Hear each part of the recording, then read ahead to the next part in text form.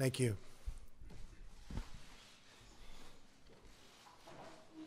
Secretary General Stoltenberg, it's a pleasure to welcome you to the White House, especially at such an important moment in our great alliance.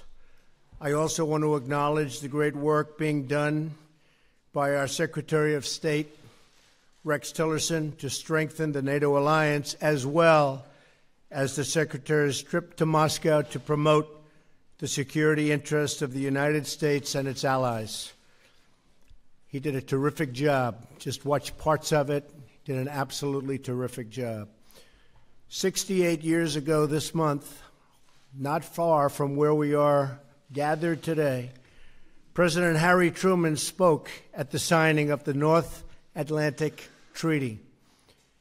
In the nearly 7 decades since Harry Truman spoke those words, the NATO alliance has been the bulwark of international peace and security.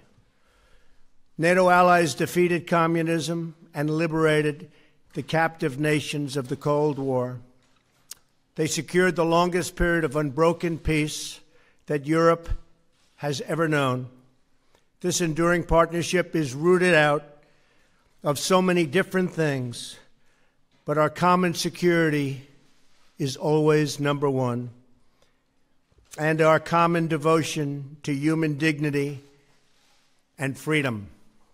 Since 1949, the NATO member states have more than doubled, increasing from 12 to 28.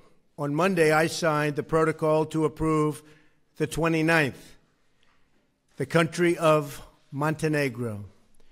In the coming months and years, I'll work closely with all of our NATO allies to enhance this partnership and to adapt to the challenges of the future, of which there will be many.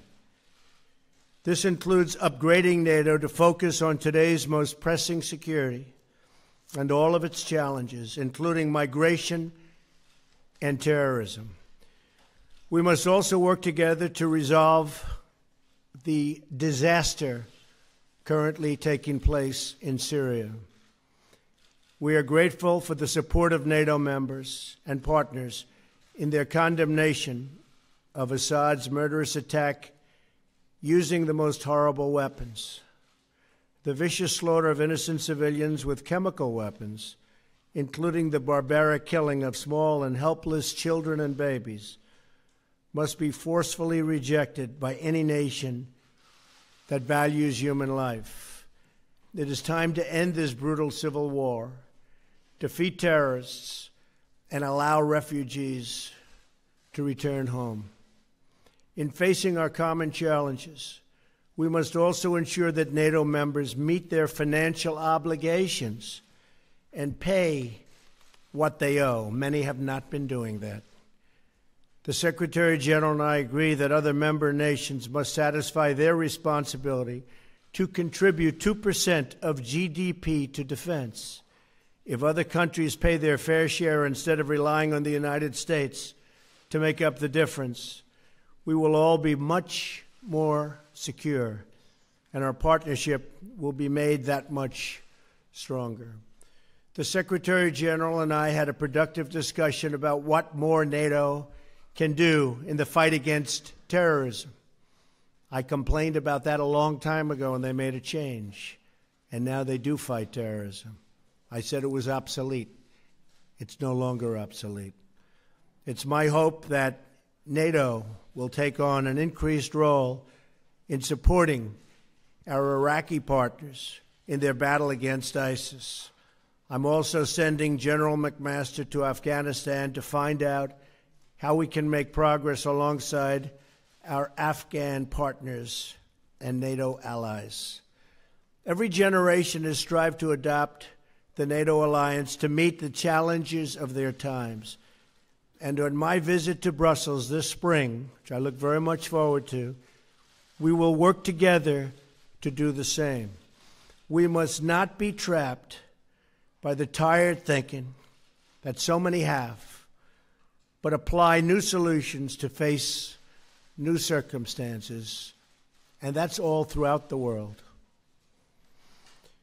We're not here to stand on ceremony, but to develop real strategies to achieve safety, security, and peace. We're here to protect the freedom and prosperity of our citizens and to give them the future they so richly deserve.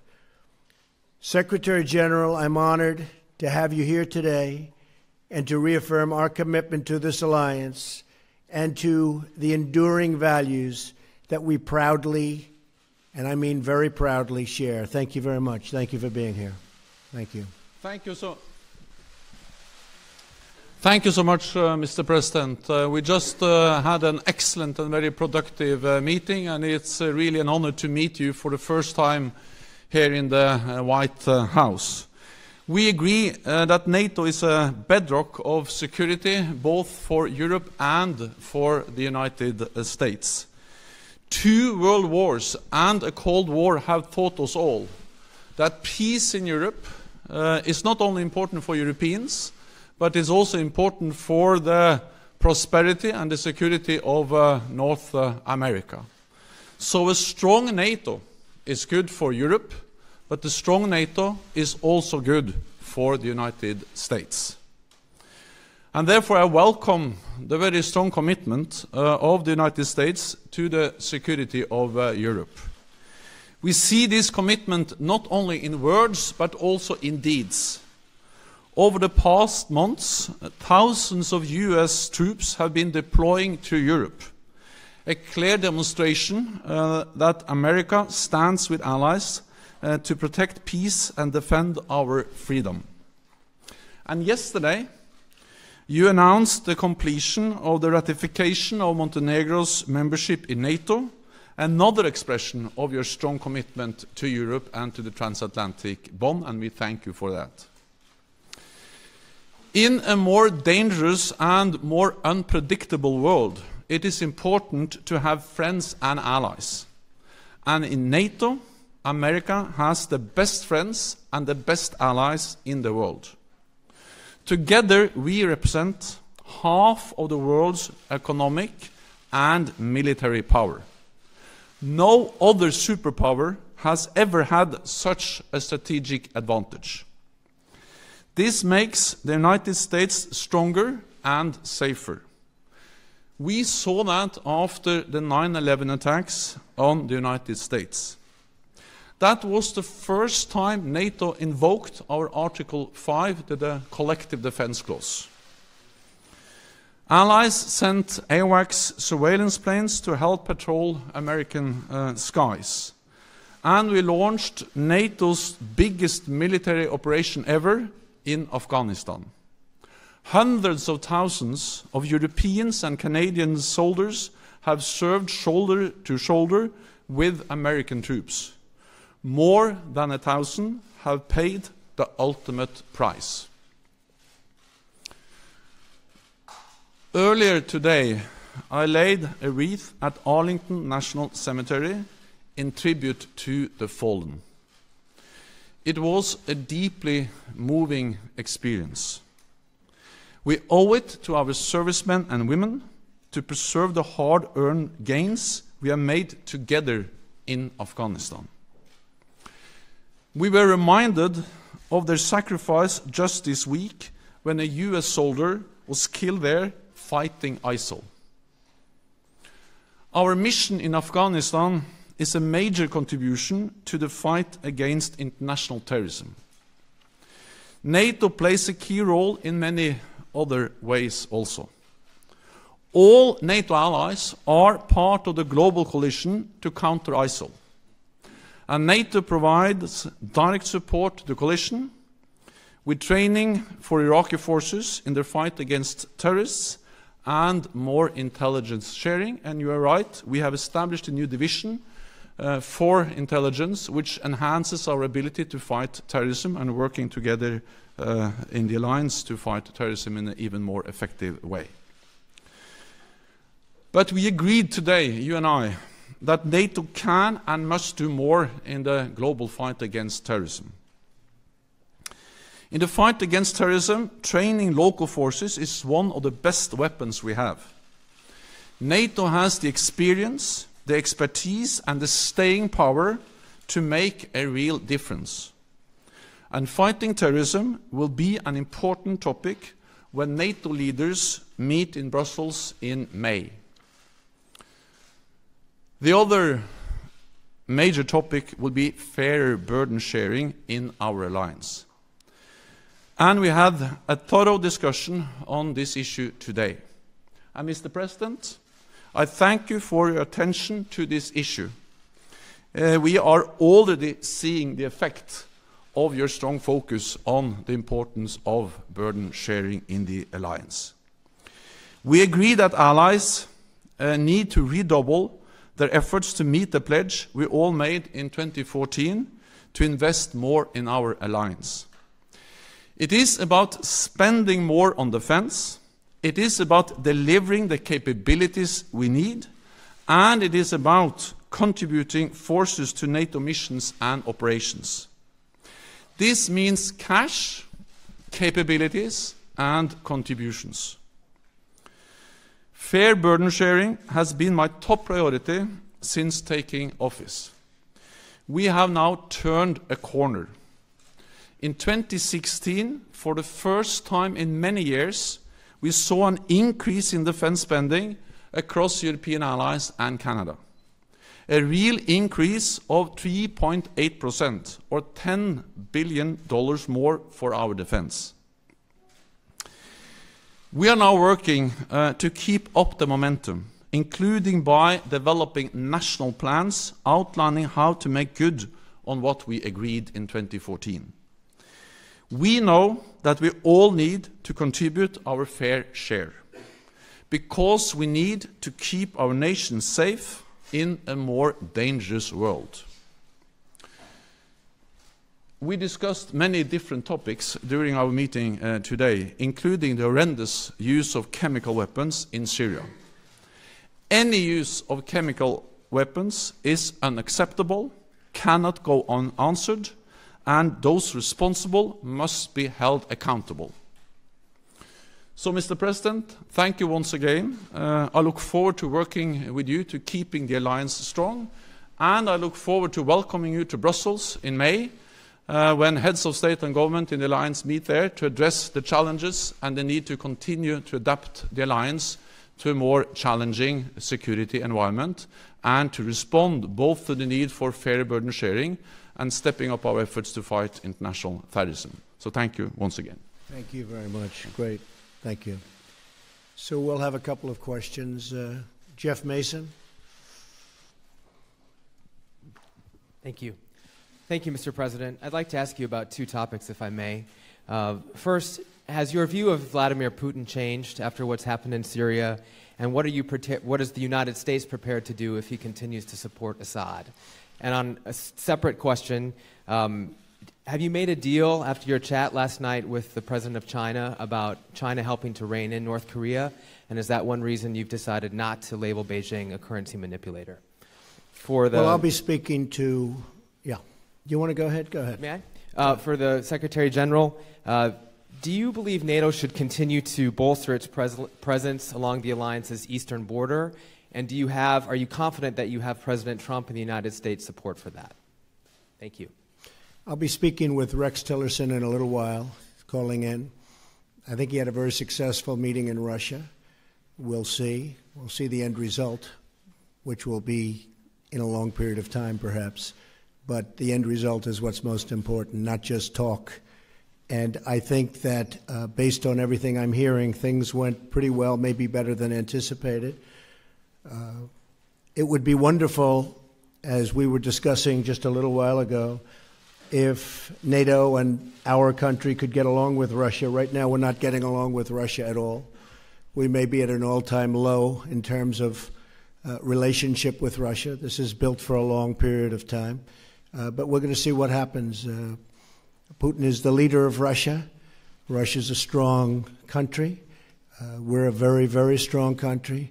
We're going to see how that all works out. Last night, separately, I spoke with a man that I've gotten to know. I don't know Putin, but I do know this gentleman. I've spent a lot of time with him over the last 2 days, and he is the president of China. You were there, most of you were there, and it was quite an interesting period of time. President Xi wants to do the right thing. We had a very good bonding. I think we had a very good chemistry together. I think he wants to help us with North Korea. We talk trade, we talk a lot of things, and I said the way you're going to make a good trade deal is to help us with North Korea. Otherwise, we're just going to go it alone. That'll be all right, too. But going it alone means going it with lots of other nations. But I was very impressed with President Xi, and I think he means well, and I think he wants to help. We'll see whether or not he does. Do you feel like you have a deal with him? And if I could just, do you feel like you have a deal with him in terms of the currency manipulation designation? And have your views changed on Putin? We're going to see. We're going to see about that. And I'll also see about Putin over a period of time. It'd be a fantastic thing if we got along with Putin and if we got along with Russia. And that could happen, and it may not happen. It may be just the opposite. I can only tell you what I would like to do. I would love to be able to get along with everybody. Right now, the world is a mess. But I think by the time we finish, I think it's going to be a lot better place to live. And I can tell you that, speaking for myself, by the time I'm finished, it's going to be a lot better place to live in, because right now it's nasty. NATO is in the process of implementing the biggest reinforcement of our collective defense since the end of the Cold War. And one element of that is to increase our military presence in the eastern part of the alliance. And we are now deploying 4 battle groups to the 3 Baltic countries and Poland. And there will also be more US forces in that part of Europe. And this is the first time in many, many years that we see an increase in the military presence of the United States in Europe. So we are increasing our presence, and we are also increasing the readiness and the preparedness of our forces so we can quickly reinforce if needed. We consider the presence we will have when the 4 battle groups are in place as sufficient given the current security situation in Europe. But of course we will assess the situation and follow the developments very closely. The message from NATO is that what we do is proportionate, it is defensive, and we don't want a new Cold War, we don't want a new arms race. And actually we strongly believe that there is no contradiction between a strong NATO, a credible deterrence and defense, and political dialogue with Russia. I actually believe that the precondition for a political dialogue with Russia is that we are strong and that we are united. But based on that, we can talk to Russia because Russia is our neighbor, Russia is there to stay, so we have to find ways to manage our relationship with Russia. And I am absolutely certain that the United States supports this approach, partly because the United States is contributing with forces to our enhanced presence in the eastern part of the alliance and also in the southeast of the alliance in Romania. And the United States and the President has clearly expressed that they want dialogue with Russia, but based on unity and strength in the alliance. Then the next question is from John Sopel.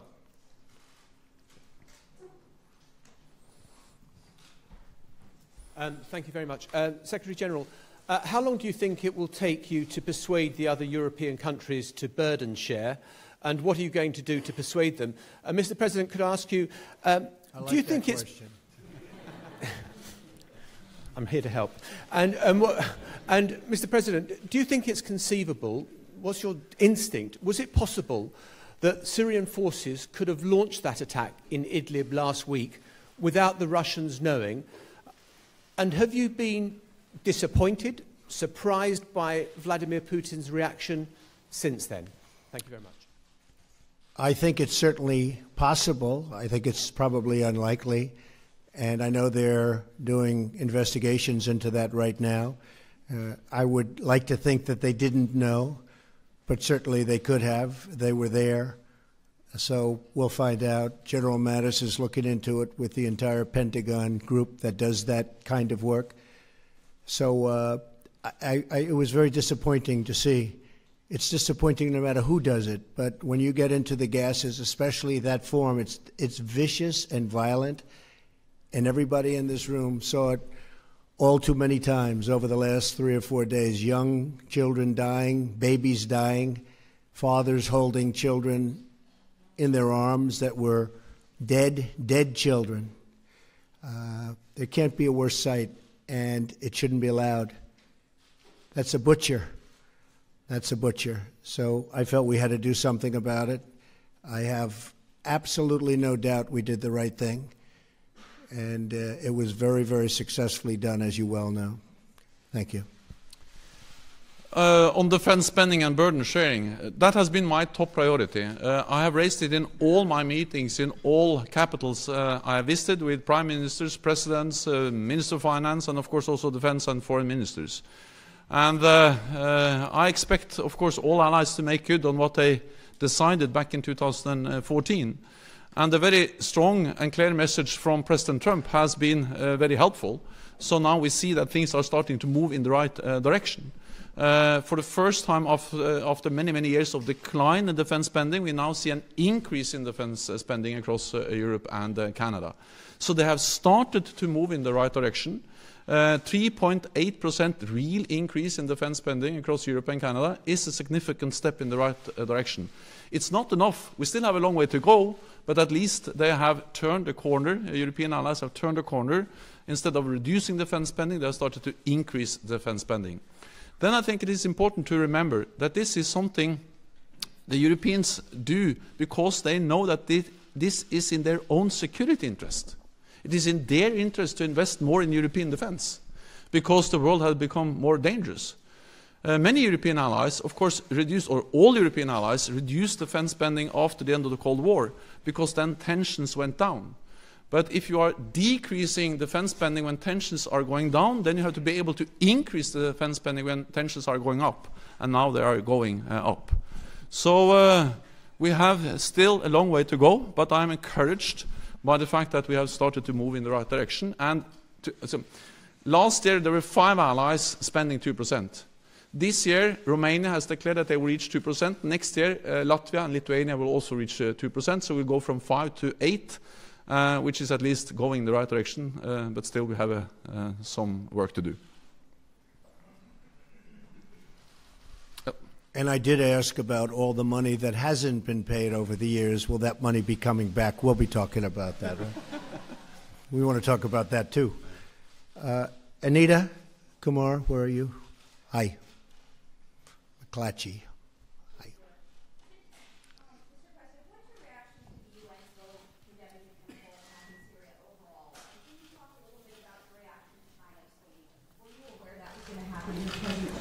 About that, I'll give you a heads up. And how does that affect your relationship? We did talk last night.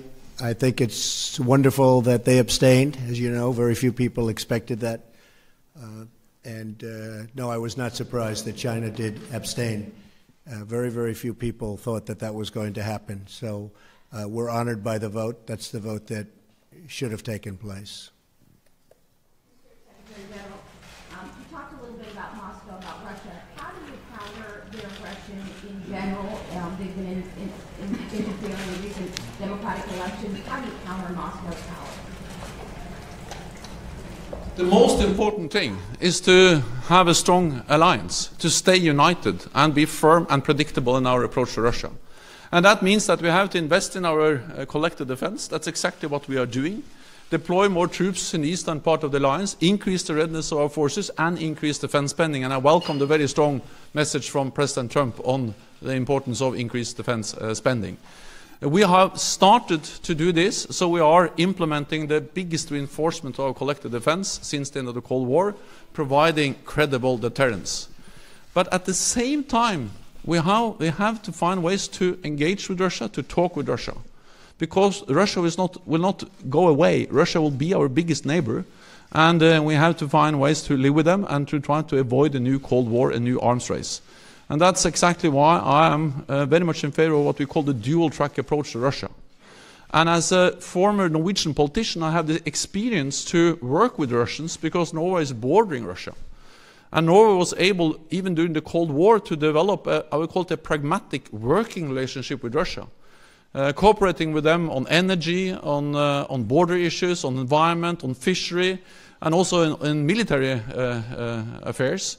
And that was not despite our membership in NATO, but it was because of our membership in NATO.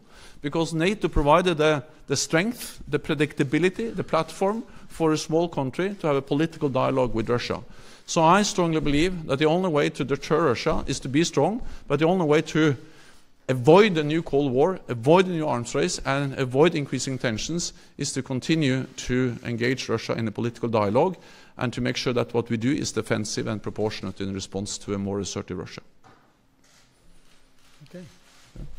Then I give the floor to Tove Bjørgaas.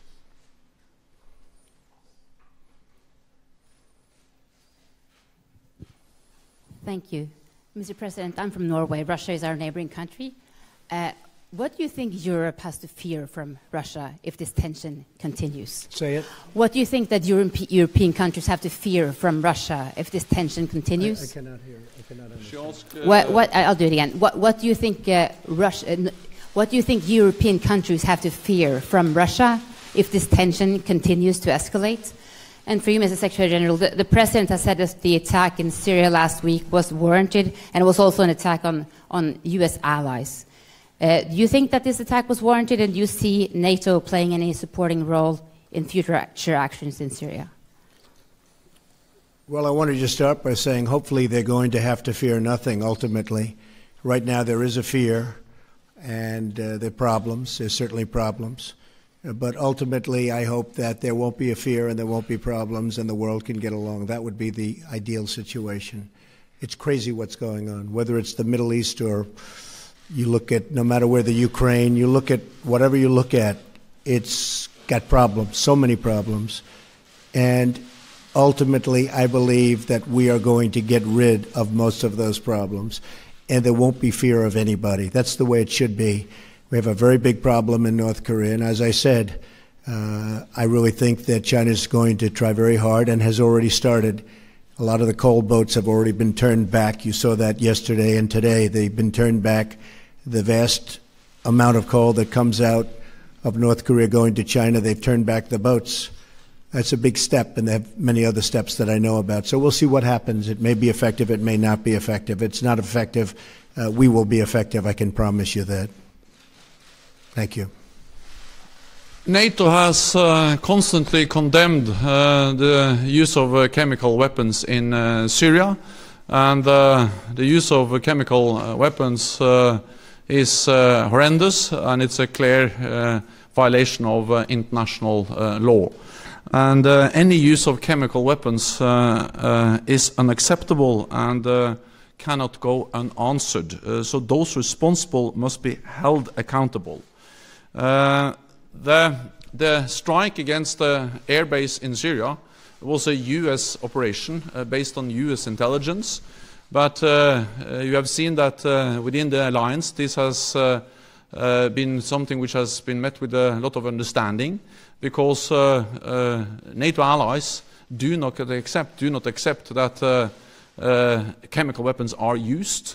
And therefore we also strongly support the efforts of the Fact-Finding Commission to try to find out actually what happened and to make sure that we don't see any use of chemical weapons in the future. Okay. Thank you very much. Thank you.